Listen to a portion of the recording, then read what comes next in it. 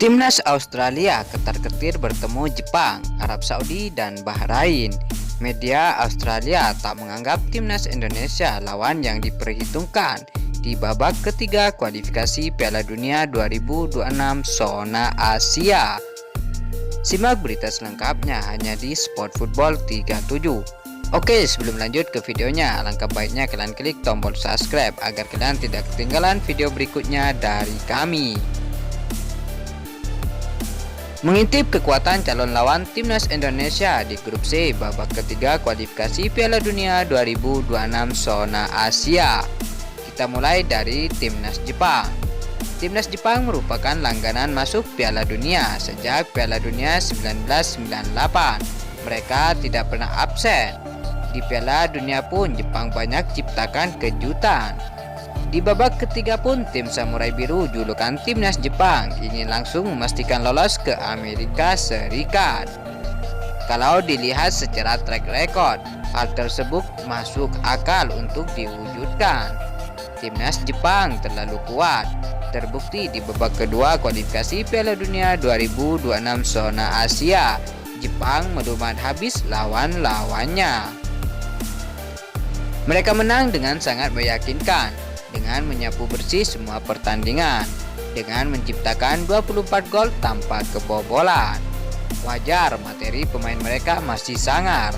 Timnas Jepang banyak dihuni pemain yang meruput di liga top-top Eropa seperti Wataru Endo, Retsu Duan, Takumi Minamino, dan Takifasa Kubo, serta banyak lagi yang lainnya. Di bawah kepelatihan Haji Memoriyasu, Timnas Jepang terlalu superior di grup C ini. Timnas Indonesia pun mungkin hanya bisa pasrah saat bertemu Timnas Jepang lagi. Timnas Indonesia harus banyak perbaikan pasca bertemu Jepang di Piala Asia 2023 lalu. Meski Timnas Indonesia bisa cetak gol, namun secara permainan masih kalah jauh. Timnas Indonesia harus disiplin bertahan kalau tidak ingin kebobolan banyak gol saat melawan Timnas Jepang. Timnas Indonesia harus bermain lepas dan tanpa beban jika ingin mencuri poin dari tim Samurai Biru. Sebelum bola ditendang, apapun bisa terjadi. Pelatih Jepang Haji Memoriyasu pernah bilang jika Timnas Indonesia sekarang makin berkembang. Sudah ada Jepang yang mengerikan, ditambah lagi ada Timnas Australia.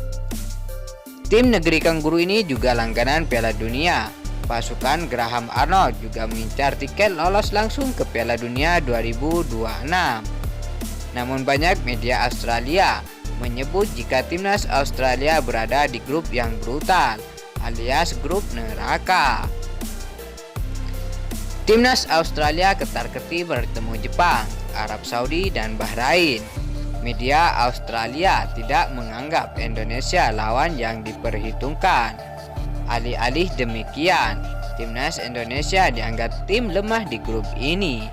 Timnas Australia merupakan tim kuat Asia. Sebelumnya di babak kedua kualifikasi Piala Dunia 2026 zona Asia, Timnas Australia juga superior.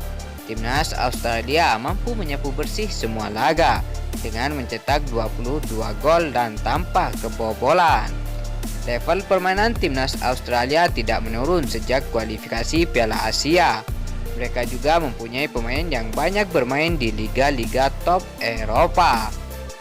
Satu grup dengan Australia ini mengingatkan pada kenangan buruk saat Piala Asia 2023.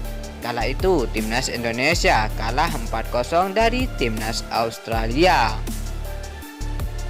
Memang sulit untuk menghadapi Timnas Australia, akan tetapi Timnas Indonesia sudah berbeda. Bola itu bundar, apapun bisa terjadi di lapangan. Setelah Jepang dan Australia, masih ada Timnas Arab Saudi, besutan Roberto Mancini yang satu grup dengan Timnas Indonesia. Pelatih yang menjuarai Euro pada tahun 2020 dengan bertemu Indonesia, Roberto Mancini punya kesempatan untuk ke Indonesia lagi. Dulu Roberto Mancini pernah menginjakkan kakinya ke Indonesia pada tahun 1996 saat masih berseragam Sampdoria. Kini Roberto Mancini akan datang ke Indonesia sebagai pelatih timnas Arab Saudi. Tentu Roberto Mancini datang ke Indonesia bukan untuk berlibur.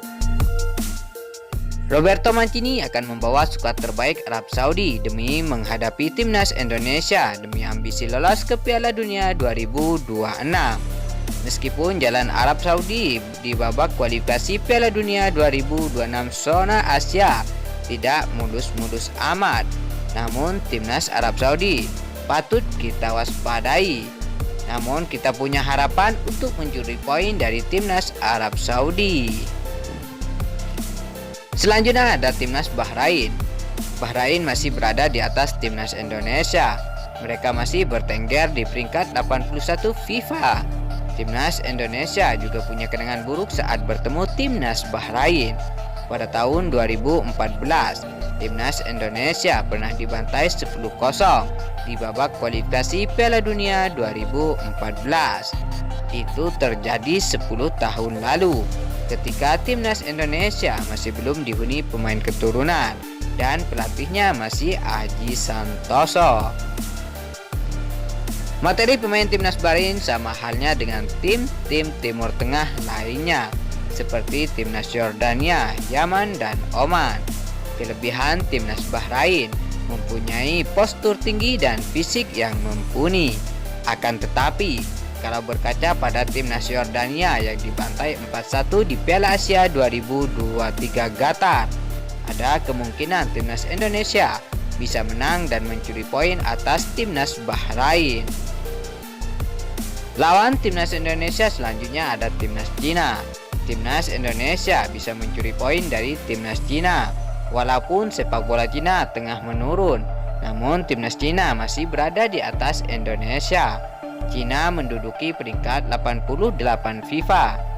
Jika dilihat di babak kedua kualifikasi Piala Dunia 2026, penurunan timnas Cina benar-benar kelihatan. Mereka tak bagus-bagus amat. Bahkan Cina sempat ditahan imbang timnas Thailand dan Singapura. Timnas Cina melaju ke babak ketiga kualifikasi Piala Dunia 2026 karena menang head to head dari timnas Thailand. Kalau melihat dari 5 lawan yang akan dihadapi timnas Indonesia, hanya timnas Bahrain dan timnas Cina yang dibilang masih sejajar dengan timnas Indonesia. Namun di atas lapangan tidak ada yang tahu. Selama bola itu bundar, maka kesempatan menang masih terbuka lebar di kualifikasi Piala Dunia 2026 zona Asia. Lantas bagaimana menurut pendapat kalian tentang lawan-lawan timnas Indonesia di babak ketiga kualifikasi Piala Dunia 2026 zona Asia? Silahkan berikan pendapat kalian di dalam kolom komentar dengan catatan yang rapi dan sopan. Mungkin cukup sekian dari kami. Apabila ada tutur kata atau perkataan yang kurang berkenan, kami mohon maaf sebesar-besarnya. Wassalamualaikum warahmatullahi wabarakatuh. Majulah sepak bola Indonesia.